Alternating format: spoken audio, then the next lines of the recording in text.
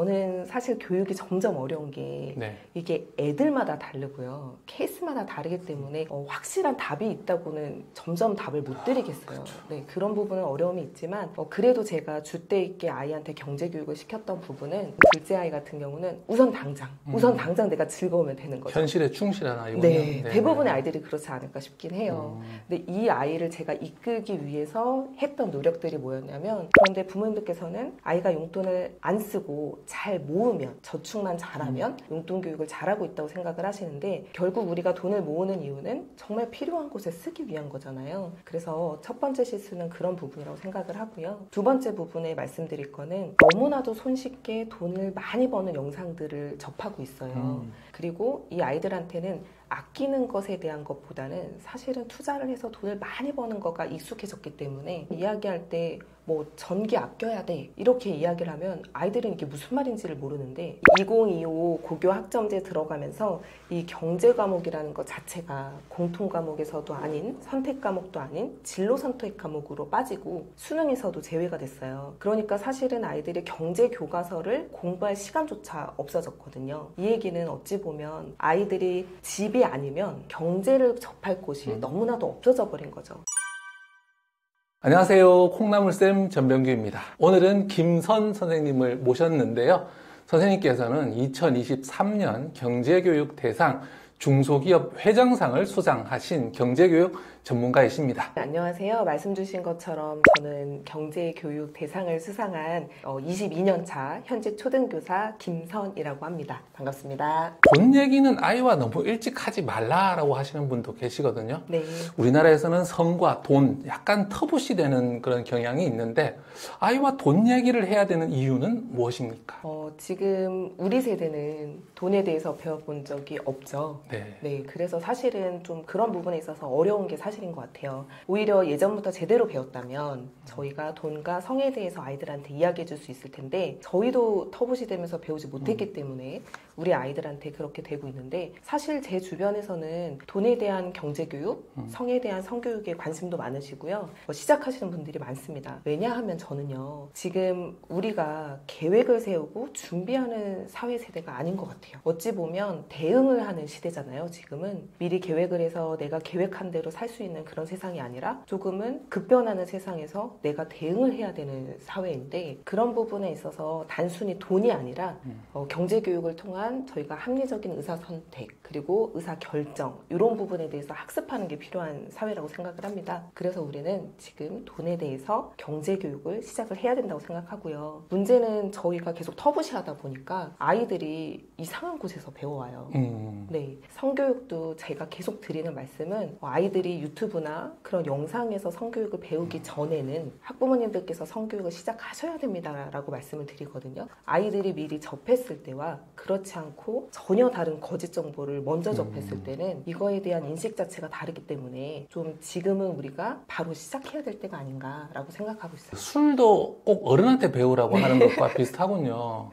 저도 그렇게 생각합니다. 제가 실제로 경험했던 사례고요. 저희 반 아이들이 세뱃돈을 받았을 때 어떤 친구는 이 세뱃돈을 가지고 미래를 위한 투자로 종잣돈으로 부모님께서 교육을 해준 아이가 있는가 반면에, 어떤 친구는 이걸 바로 게임 현질에 돈을 써버린 거죠. 지금 제가 너무 안타까운 사연은, 요즘 아이들한테 초등학교 생일 선물로 뭐가 제일 받고 싶냐라고 하거나 어떤 선물을 해야 될까요? 라는 질문에 대부분이 구글 플레이 카드를 사주라는 게 답입니다. 게임 현질하려고. 맞습니다. 네. 네, 이 얘기는 아이들이 지금 당장 욕구에 충족하는 삶을 살고 있는 거지, 미래를 준비하는 그런 종잣돈의 개념은 아니잖아요. 이게 너무나도 아이들한테 큰 편차를 가져올 게 보여서 좀 그런 부분이 안타깝고, 사실 지금은 아이들이 디지털 금융 시대다 보니까 도박을 하는 아이들도 있어요. 네. 도박에 빠지는 아이들도 있고, 이거에 따라서 인터넷 도박 예방 교육도 진행을 하고 있는데, 중학교는 상당히 심각한 상황으로 알고 있습니다. 저희 학급에서는 아이들이 많이 경험하는 것 중에 하나가, 말씀드린 것처럼 내가 지금 당장 내가 필요한 게 있으면 내가 먹는 거고, 내가 편의점 가서 이만큼 쓰는데 뭐가 문제죠? 라는 아이들이 많기 때문에 이걸 조금 만족지연 시킬 수 있는 그런 부분들에 대해서 아이들한테 계속 지도를 했었어요.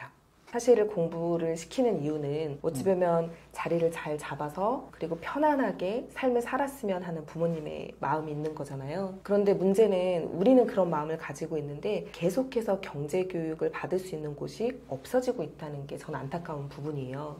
이게 공교육에서 경제교육을 받았으면 좋겠는데 2025 고교 학점제 들어가면서 이 경제 과목이라는 것 자체가 공통 과목에서도 아닌 선택 과목도 아닌 진로 선택 과목으로 빠지고 수능에서도 제외가 됐어요. 그러니까 사실은 아이들이 경제 교과서를 공부할 시간조차 없어졌거든요. 이 얘기는 어찌 보면 아이들이 집이 아니면 경제를 접할 곳이 너무나도 없어져 버린 거죠. 그러면 저희는 정말로 경제에 대해서 공부를 해야 우리 아이들의 생존 자체를 가능하게 해줄 수 있기 때문에 부모님께서 나는 너무 어려워, 나는 부자가 되긴 글렀어 라고 생각하지 마시고 부자들은 어떻게 생각하는지 그리고 우리 아이를 어떻게 가르쳐야 정말 편안한 삶을 살 수 있는지를 같이 계속 공부하셨으면 좋겠고요. 저도 처음부터 잘하지 않았거든요. 많은 책을 읽어보시고 아이들과 이야기 나누면서 우리 아이들의 안전한 생활을 위해서 미래 사회에는 경제교육이 꼭 필수라는 부분을 말씀드리고 싶습니다. 저도 아이들 지도하면서 많이 느낀 게 대부분의 아이들이 돈이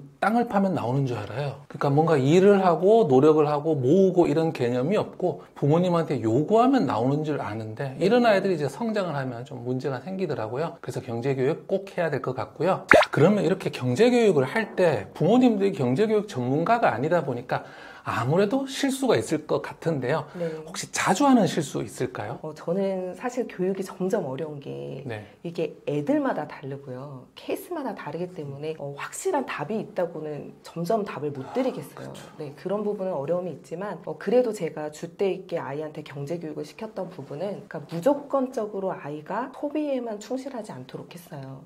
내가 소비를 하기 전에는 분명히 선택을 해야 되고 그러려면 어떤 생각을 해야 되는지 이 부분을 이끌기 위해서 많이 노력을 했었는데요. 제가 많이 제시했던 것 중에 하나가 실제로 아이한테 용돈을 저는 계속 줬습니다. 그런데 저희 반 아이들도 확인을 해보면 용돈을 받는 친구들이 한 반에 반 정도밖에 되지 않아요. 그 얘기는 부모님들께서 아이가 필요한 의식주를 다 해결해 주시고 있는 거고 아이가 내가 필요한 돈을 소비하기 위해서 돈을 모으고 그리고 선택해서 물건을 사고 제대로 샀는지 점검하는 단계가 전혀 없다는 거죠. 그래서 저는 실패를 하더라도 아이가 돈을 모으고 그리고 내가 필요한 게 있으면 직접 사보게끔.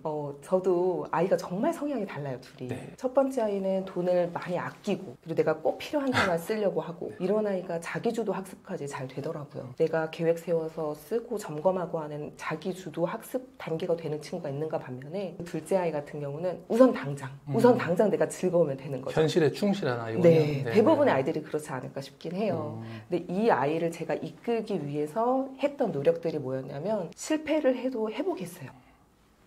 그래서 자기 용돈을 모아서 아이가 어렸을 때는 3D 펜을 사고 싶어 하는데 광고가 얼마나 매력적이에요. 내가 뭐든지 만들 수 있을 것 같아서 아이가 이걸 샀는데 사실 4만 원이라는 거금이 한 번 쓰고 버려져 버렸거든요. 네.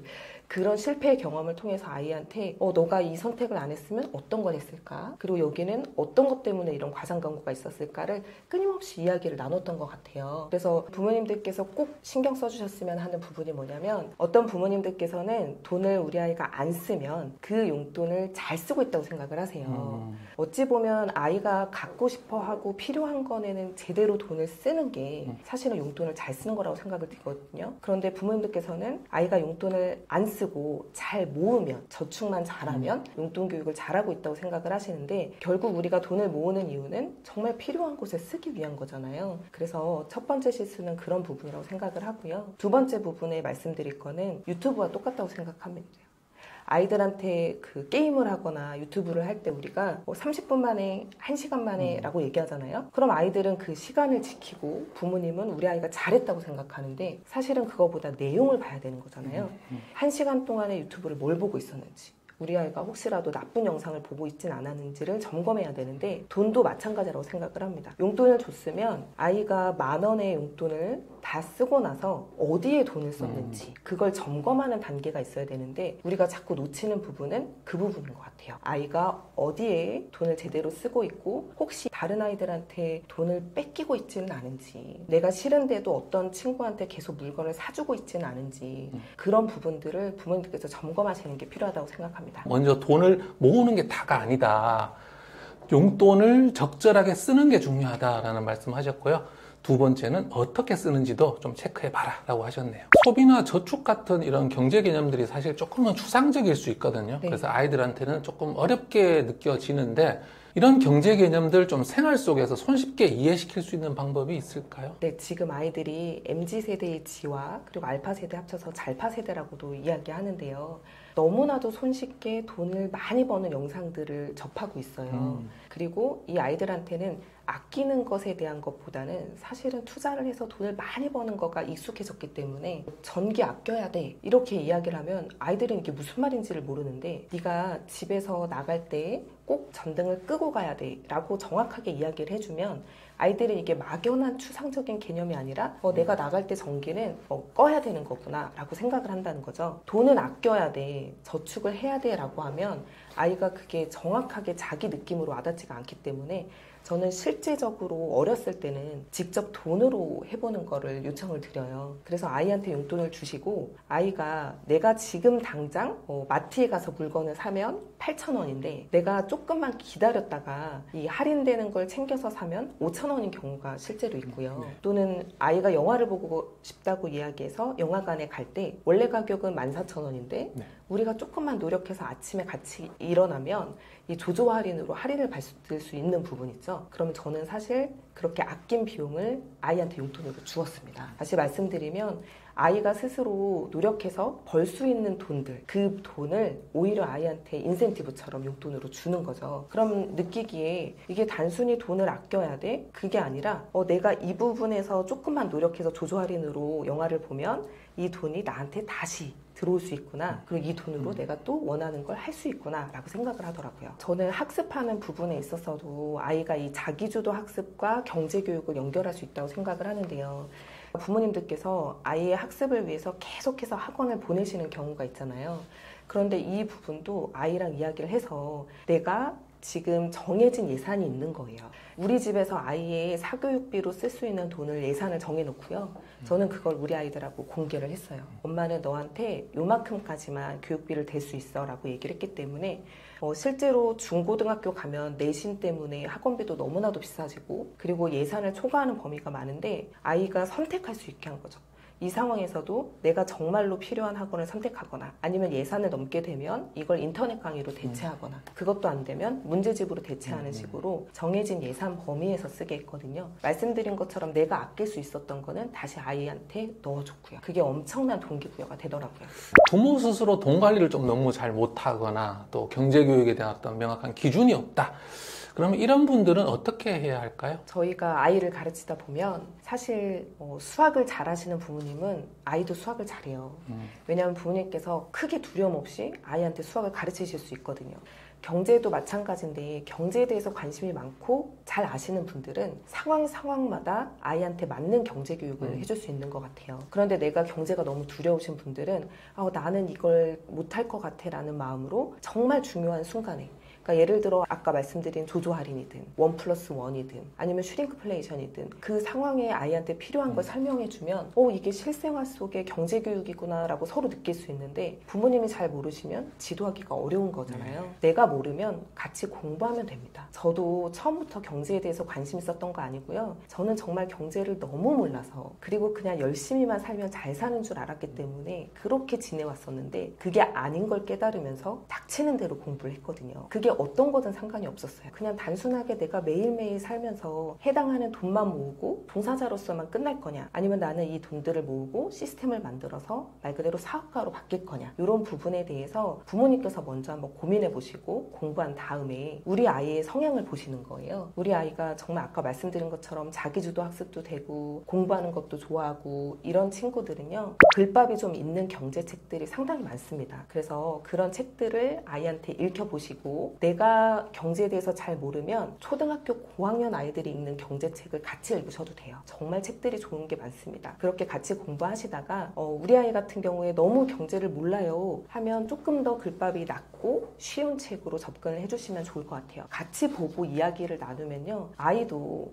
그리고 부모님도 경제에 대해서 조금은 자신감이 생기실 것 같아요. 저는 꼭 드리고 싶은 말씀은 우리가 경제교육을 해야 되는 이유는 그냥 단순히 돈을 잘 쓰는 법 법을 가르쳐 주는 게 아니라 돈을 통해서 사람들과의 좋은 관계를 맺는 법을 가르쳐 주기 위해서 경제교육을 한다고 생각하고요. 아이들한테 무조건적으로 돈을 아껴라, 돈을 저축해라, 아니면 너는 지금 투자를 해야만 한다, 이런 식으로 아이들하고 막 불안해하지 마시고 조금은 천천히 가셔도 된다고 생각합니다. 그래서 나부터 공부를 하고 좋은 경제책과 경제 이야기가 있으면 편안하게 실생활 속에서 아이랑 이야기를 나누면서 어머님도 경제에 대해서 조금 관심 가지시고 자신감 있는 그런 부모님이 되시기를 바랍니다. 경제 교육을 하다 보면 아무래도 돈 얘기다 보니까 애들이 이게 돈이 뭔가 전부인 것 같고 행복이 모두 돈에 달렸다는 그런 착각을 좀 할 때도 있거든요. 이런 잘못된 가치관을 주지 않으려면 어떻게 해야 될까요? 돈에 대해서 제대로 배운 친구, 경제 교육을 제대로 배운 친구는요, 그렇게 돈 거리지 않습니다. 그래서 우리가 정말로 제대로 경제 교육을 하는 게 필요하다고 생각이 들어요. 지금 영어 교육을 미리 하고 싶어 하시는 부모님들도 이 영어가 하나의 도구였으면 하는 거지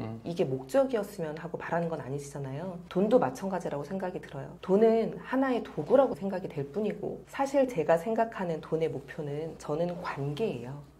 네, 돈은 부모님과 나와의 관계, 그리고 나와 미래의 나의 관계를 이어주는 도구일 뿐이지 이 돈 자체가 목적이 되지는 않는다고 생각을 합니다. 우리 아이들 같은 경우 용돈을 받으면요, 말씀드렸던 것처럼 어떤 친구는 하나도 쓰지 않고 돈을 모으려고만 해요. 돈에 대한 의지가 높은 친구죠. 근데 관계에 대한 성은 낮은 아이잖아요. 이런 친구들한테는 오히려 부모님 생신, 내는 이 돈을 쓰는 것도 가르치시는 게 필요하다고 생각이 들어요. 그래서 제가 드리고 싶은 말씀은 우리 아이한테 용돈을 주시고 얘가 돈을 어디다 쓰는지를 알아야 돈에 대해서만 생각을 하고 관계를 생각 안 하는지를 알 수 있는데, 예를 들어서 저희도 어느 집에 방문을 했을 때 선물을 전혀 가져가지 않는다거나, 아니면 분명히 이 친구가 돈을 썼으니 다음에는 이분이 쓰셔야 될 차례인데 그게 전혀 되지 않는 친구들도 있잖아요. 그래서 분명히 이야기할 때는 돈은 적절할 때 써야 되고, 특히 이 부분은 너와 나의 관계를 위해서 일부분은 내가 써야 된다라는 것도 가르쳤으면 하는 거죠. 마지막으로 초등학부모님들께 꼭 드리고 싶은 메시지가 있으십니까? 지금 워낙에 고물가에, 그리고 부모님들께서 하루하루 살아가는 게 너무나도 힘드신 상황이 되었잖아요. 그렇죠.